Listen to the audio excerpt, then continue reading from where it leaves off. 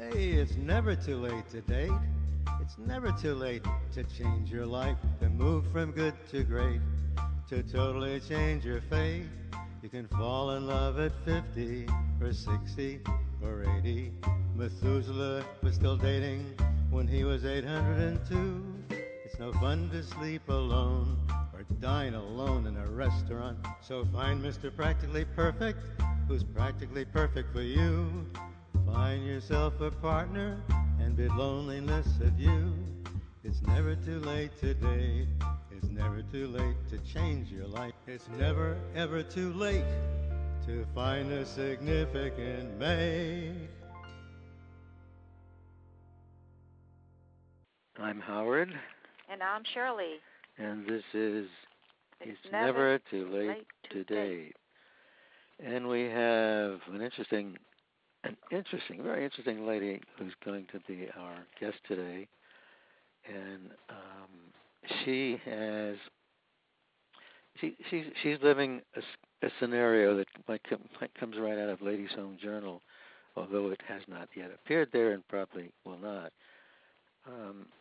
She is not actively dating, but she's thinking about it because she's in a marriage of 22 years, which has gotten kind of, well, how shall we put it? Let's just say boring. At least she's not happy, and she's now thinking, do I prefer the known or should I go for the unknown? And the unknown, of course, would result in dating. And dating is a vast conspiracy of confusion and chaos for many people, particularly when they're at a certain age, like my age.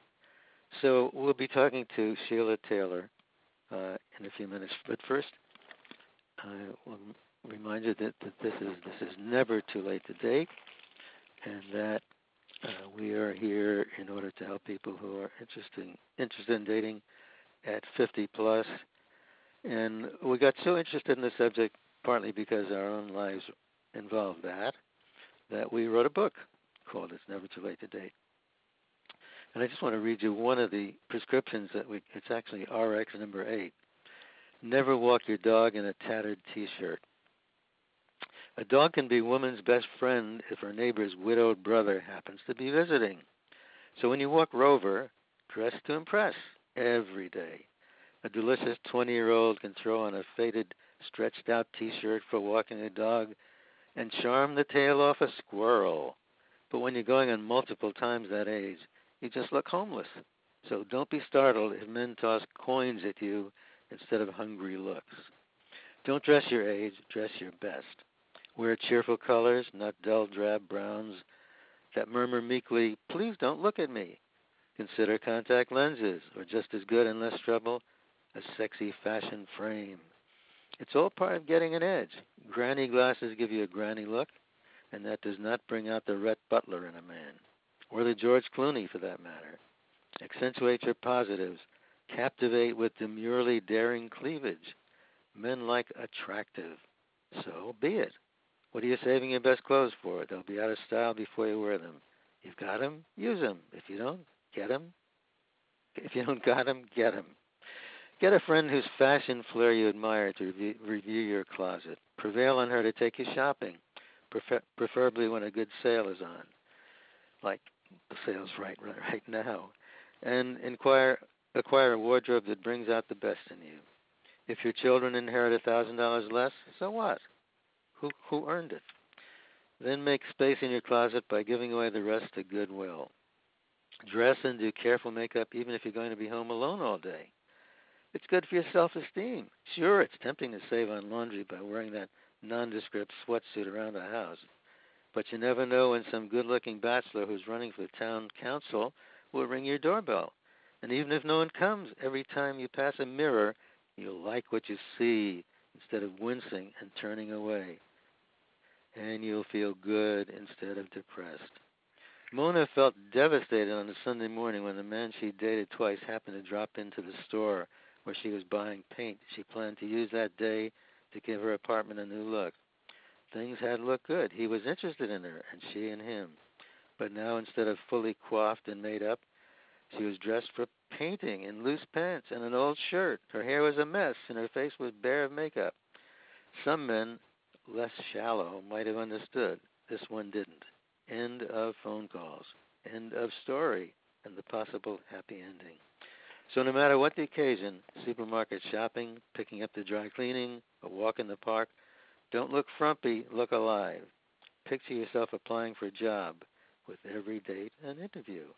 To sum up, the one look you don't want, whether walking to the mailbox or walking the dog, is looking like something the cat dragged in. That's from a little reading from It's Never Too Late to Date by Shirley and myself, which, by the way, is available at Amazon.com if you're crazy enough to want to buy it. Back now to Sheila Taylor, who is with us on the show right now, and is a charming woman who has been married for 22 years and is wondering if the whole thing was a good idea at this point. Sheila, tell us about it. The whole thing was not a good idea. Uh-oh. Well, we met a while ago, and he was going through a divorce, which should have been the first red flag, right? Right. 3 kids, very troubled kids. Uh-oh. But he and I had a lot in common, and I kind of stuck by him, and he went through this divorce, and it was finalized. And when it was finalized, we moved in together, and I was 39 at the time, wanted a child. So I got pregnant. I was lucky. Got pregnant right away and had my son at the age of 40. And then things snowballed from there. Things got worse. There were more problems with the ex-wife, money issues. I mean, all the things that, when you go see a marriage counselor, you talk about. Everybody does, right? Kids in marriage. And, so anyway, now I'm 20-some years down the line, 54 years old, have a 13-year-old now, and I wish I'd never done it, and I'd love to get out, but the same issues come to the fore. I have the son who loves both of his parents and he has some ADD issues and is not good at transitioning, and you split up the finances. Excuse me, it's not fun for either party. So I stay, and my plan kind of is to stay till my son goes to college. And what is the main problem with your relationship? The main problem is the relationship was never first. You know how you'll probably advise me to do this or advise people to do this. You're supposed to put your partner first. And that never happened in our relationship. And it's probably a common situation for people in second marriages. They've got another family. Those kids came first. They're guilty. They're running around like a chicken with their head cut off, trying to make everybody happy. And the relationship suffers. And so by the time I had my son, or we had our son, I saw the writing was on the wall. He wasn't good at relationships. He was having a hard time dealing with everybody and a high-powered job and all the things that you have to deal with as an adult. And so I turned my attention to my son because that's who I had and that's who I loved. And my love for my partner faded away the more stuff that happened. And there were financial issues and there were some drug issues and money issues. What kind of drug feeling. issues? He was addicted to prescription drugs. Oh. Yeah. And then his kids started moving in. So we had his oldest son who has a lot of psychological problems.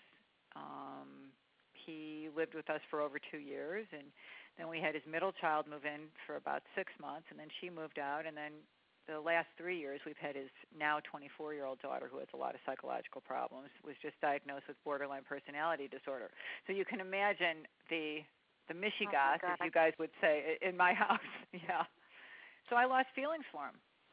And he's still in love with me. I don't blame him. Thank you, Howard. You're such a flirt. He loves that's women. the story. Which is normal. I'm on drugs. That's why. Yeah. What drugs? So what do I do? I mean, I know a lot of women in my situation. I'm 54, and I know a lot of my compatriots in life, people who are anywhere from their early 40s to their early 60s or middle 60s or even beyond, feel stuck in their marriage because of kids, because of money, because of longevity, because of other issues. And what do you do? Well, I'll tell you what I would do. When I married my first husband, and I was married to him for a while, I had 2 children and one daughter who had severe problems. But my theory is that, and I keep on repeating this, you have one life to live, and I know he was a wonderful man, but not for me, and I was not happy with him. And I kept on telling him, I'm going to leave you eventually, and he thought I was crazy. And I had definitely made up my mind, and I was going to leave him. I happened to meet my second husband, who was my dream man, and I did leave him, but I was going to leave him anyway because, especially you at 54, I'm sure you're still attractive, and you still could find somebody else that you're more suited with. If you don't have financial problems, there are so many problems I know about getting a divorce, but I just can't see wasting your life like that. I think when you're a heterosexual human that you need to have a partner that you really are happy with. Do you think that way or not? I go back and forth all the way around. I mean, after what I've lived with for 20 years, I kind of say to myself, you know what, Ann, it would be really easy to be alone. It would be a lot easier to be by yourself. I mean, there would be calmness. And get out there. And I mean, just for a while anyway. I'm not saying for the rest of my life, but I think my propensity now is to be just by myself with my son, and just to have some calm first, and then eventually, start to. You will definitely meet somebody eventually. I'm sure of it. So I haven't seen you, but I tell from your voice. And I think that you should give yourself a chance to find somebody that you'll be happy with. Well, would you, if you were me, would you stay for the 5 years until your child went off to school? Well, it depends on your financial situation. No, if I could afford it, I wouldn't. I wouldn't. It's to me, if you're not with somebody that you care about, like I felt with my first husband, Marty. To me, it was a waste of time, and I also felt you did care about him. You just didn't care about him enough. Oh, I liked him as a person. He's still a very good friend of mine, but being husband and wife and lovers, it wasn't for me. But I told him, and I wanted him to find somebody that would be more suitable to him. I wanted him to have a 50-50 chance, like I did, and which he did. I divorced him, and my whole family, we all loved him. They were all working on getting him a wife, but it didn't take any time. He had more women after him, and he got married shortly after I did. So, it worked out fine, which could happen for your husband, too. Find somebody that's more suited to him and somebody that he'd be happy with. I know you say he's happy with you, but I can't imagine that if you don't feel what you're supposed to feel. He's not happy with me. He's in love with me. Well, and that's wonderful. There's a difference. There's a difference. I mean, it's right. It's got to be very difficult for him to be with me. He's in love with me, but I don't love him, and I've been very honest about it. And I'm just like you, Shirley. I've told him for years, I'm leaving you. This relationship is a business relationship, and all we do is take care of everybody else, his 3 kids, our son, our elderly parents, and when Dylan goes off to school, then that's the time for us to split up. Yeah, but you could do it now. I mean, you're wasting all those years if you can afford it. I know it's expensive when you separate and all. It's money, stuff. But it's also our son. Right. He's. Is he a good father? He's a father, yeah. Huh? No, is he a good father? Does he? Is he a good father? He's a good father, but he's a terrible parent. Oh, geez. Okay, I get that one. You get that one? Yes, I do. Yes, I'm the disciplinarian. I'm the one who does everything. I'm the one who puts all the structure in place. I'm the one who makes all the appointments. Everything gets done. I'm the. Well, most women are like that. Yes. Because when I've done a few lectures, and I'm still talking to a million people all the time, I always say men are stupid, and there isn't one person, including the men, that doesn't agree with me. They all say, men admit it too, So men need a woman much more than women need a man. I agree. And if you leave your husband, then he will see your son probably as much as he sees him now. You have visitation